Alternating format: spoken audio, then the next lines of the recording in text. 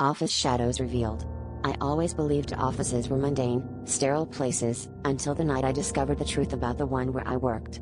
The flickering fluorescent lights overhead seemed to pulse in time with my heart as I worked late, the only soul left in the building.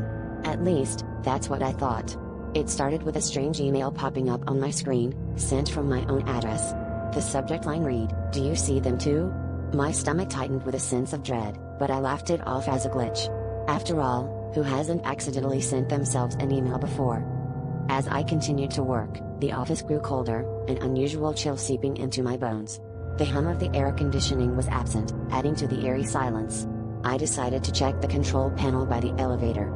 Passing the rows of empty cubicles, I felt a prickling sensation on the back of my neck, as if unseen eyes were tracking my every move.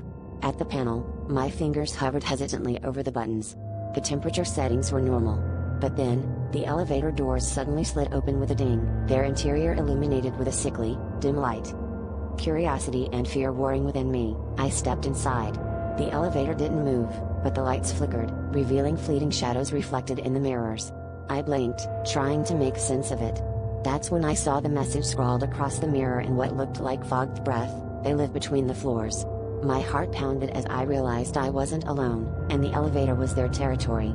The lights flickered again, and standing behind me was a figure with hollow eyes, staring at me through the reflection. In a panic, I stumbled back out into the hallway, the doors closing with a final, echoing clang behind me. The office was silent once more, but I knew I could never unsee what I had seen. The email's sender had been right, they were there, lurking in the spaces we never think about, in the corners where light doesn't reach. I quit the next day, leaving behind the eerie silence of the office, but sometimes, in the quiet of the night, I still see their shadows flitting across my walls, a reminder that some places should never be left unattended after dark.